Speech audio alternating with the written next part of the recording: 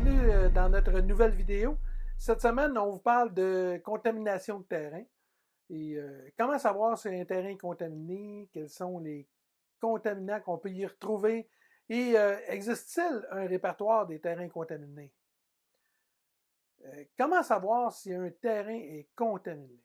Eh bien, un terrain là, est considéré comme contaminé si on y retrouve des polluants pouvant présenter des dangers pour les humains ou pour l'environnement.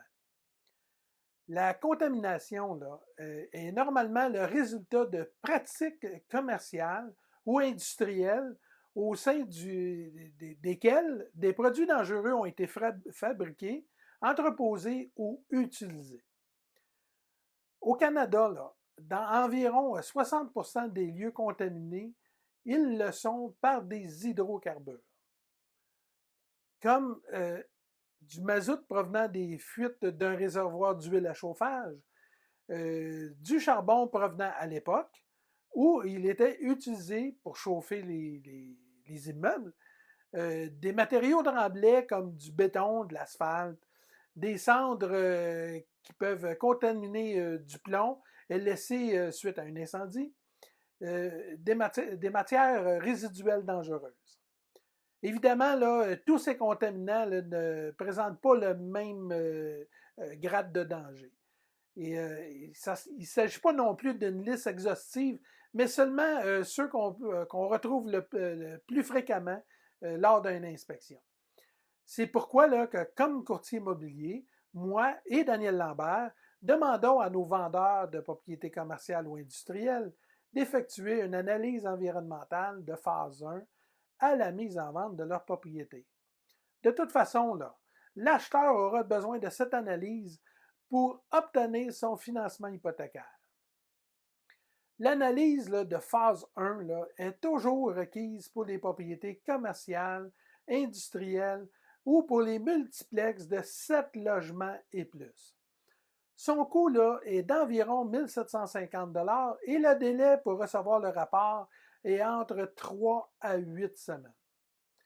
Maintenant, est-ce qu'il existe un répertoire des terrains contaminés? Eh bien oui, c'est sûr. La loi là, sur la qualité de l'environnement du Québec prévoit la publication de certains avis au registre foncier afin d'informer les tiers sur l'état de la contamination de terrain. Les répertoires des terrains contaminés.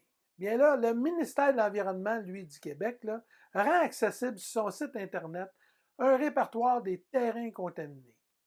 La liste là n'est pas exhaustive puisque elle répertorie seulement les cas qui sont rapportés au ministère. Contrairement au registre foncier, il est possible d'effectuer une recherche par adresse civique.